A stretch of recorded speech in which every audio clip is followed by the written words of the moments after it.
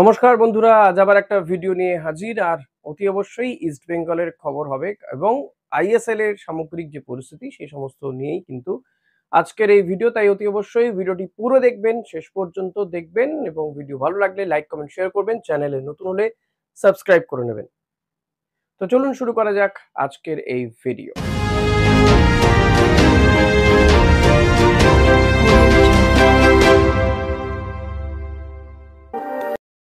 ISL এর team of the উইকে east Bengal এবং মোহনবাগান দুই চির প্রতিদ্বন্দ্বীর চারজন ফুটবলার কিন্তু চান্স পেয়েছেন এই টিম অফ দ্য উইকে, যেখানে ইস্ট বেঙ্গলের তিনজন ফুটবলার, দেখুন মোহনবাগান লিগ শিল্ড চ্যাম্পিয়ন হলেও কিন্তু তাদের একদমই চান্স পেয়েছেন।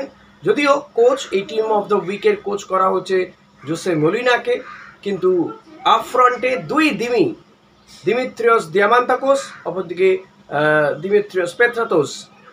তো এই দুই দিমির যদি এই টিমটা সত্যি বাস্তবায়িত হতো এবং তারা যদি একসঙ্গে খেলতো, এই টোটাল টিমটা, নাওরেম মাহেশ রয়েছে, পাশাপাশি রাকিব রয়েছে, রাইট ব্যাকে রাকিবকে রাখা হয়েছে টিমটাতে।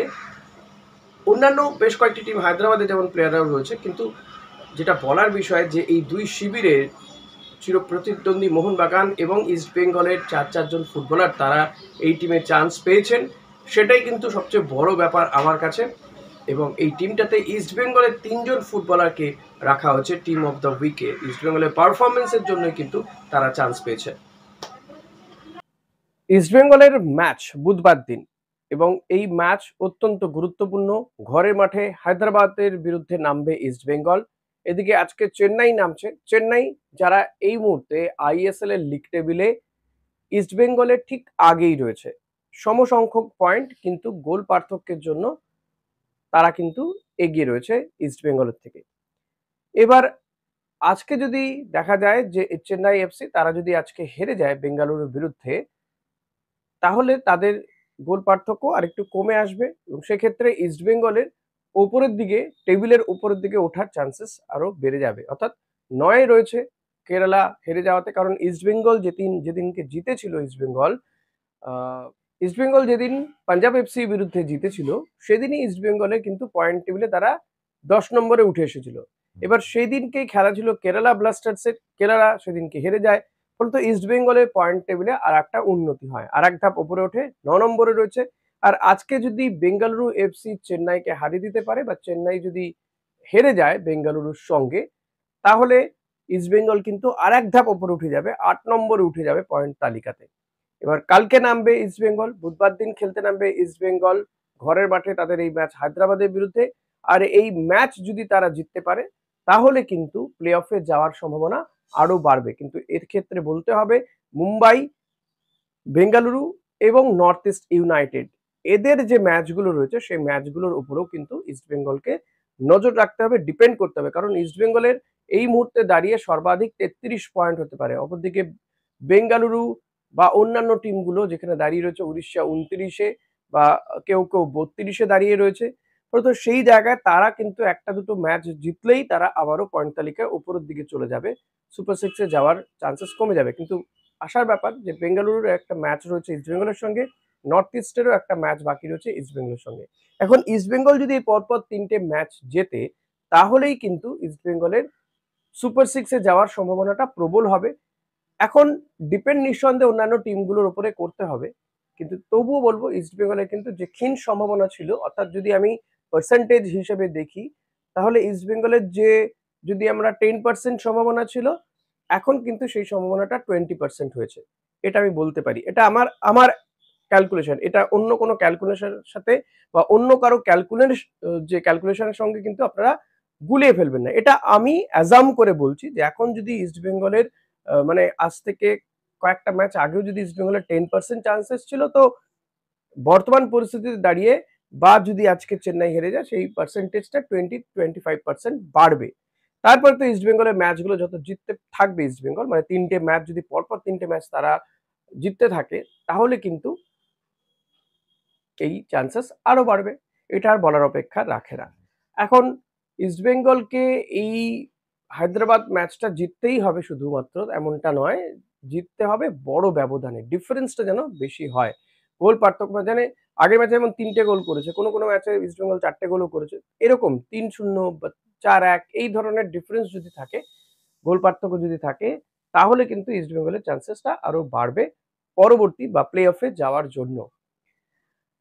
এখন আমরা জানি যে মোহনবাগান আইএসএল লিগ শিল্ড তারা চ্যাম্পিয়ন হয়েছে।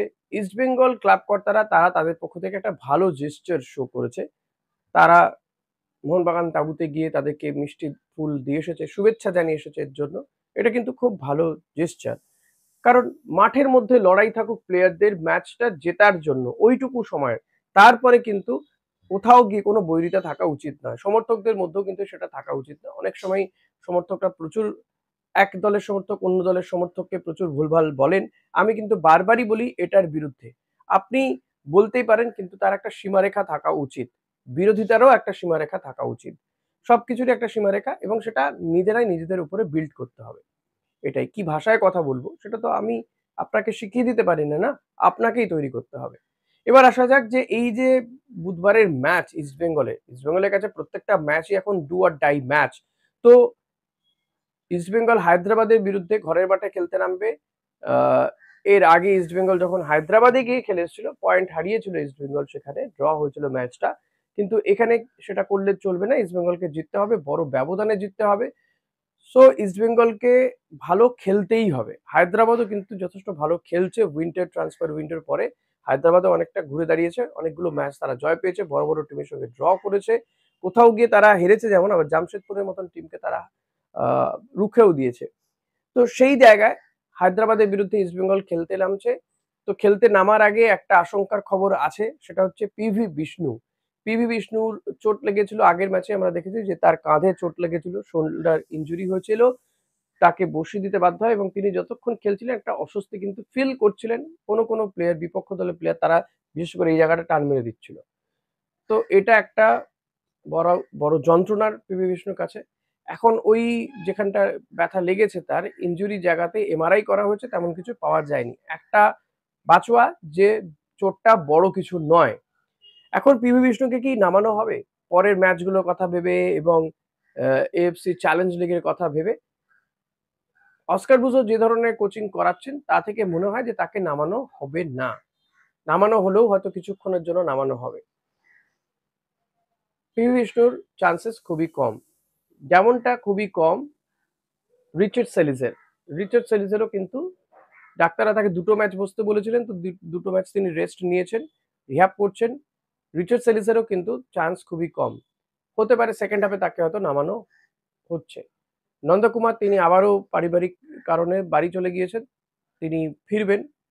এখন যদি নেহাতি বিষ্ণুকে খেলানো না যায়, তাহলে হয়তো উইংয়ে নিশু কুমারকে খেলানো হতে পারে। এখন কোচ যদি মনে করেন যে সেখানে সায়নকে খেলাবেন তো খেলাবেন, জানি না সেটা কি করবেন, বা ডেভিডকেও খেলাতে পারেন। কিন্তু এটা একটা আশঙ্কার খবর। গুরুত্বপূর্ণ এই ম্যাচগুলো খেলতে নামার আগে ইস্টবেঙ্গলের কাছে, কারণ বহু ম্যাচ বিষ্ণু কিন্তু উতরে দিয়েছে ইস্টবেঙ্গলকে, শুধু নয় ভালো খেলেছে, গোল করেছে, গোল করিয়েছে। তো পিভি বিষ্ণু এই মুহূর্তে অন্যতম গুরুত্বপূর্ণ ফুটবলার ইস্টবেঙ্গলের জন্য।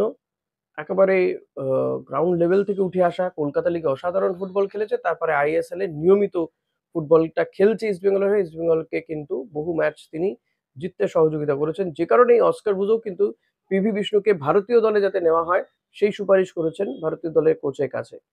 তো ফলে তো বোঝাই যাচ্ছে যে পিভি বিষ্ণুও অস্কার বুজোর কাছে কতটা গুরুত্বপূর্ণ। তিনি একটি সাংবাদিক সম্মেলনে বলেওছেন পিভি বিষ্ণু তার ট্রাম্প কার্ড। তো এই ধরনের ট্রাম্প কার্ডকে যে তিনি ব্যবহার করবেন, খুব স্বাভাবিক বিষয়। তবে দেখতে হবে যে একে যাতে একটু রক্ষাও করা যায়, আগলে রাখা যায়। সেই আগলে রাখার কাজটাই করতে হবে অস্কার বুজোকে। লেটস সি কি হয়।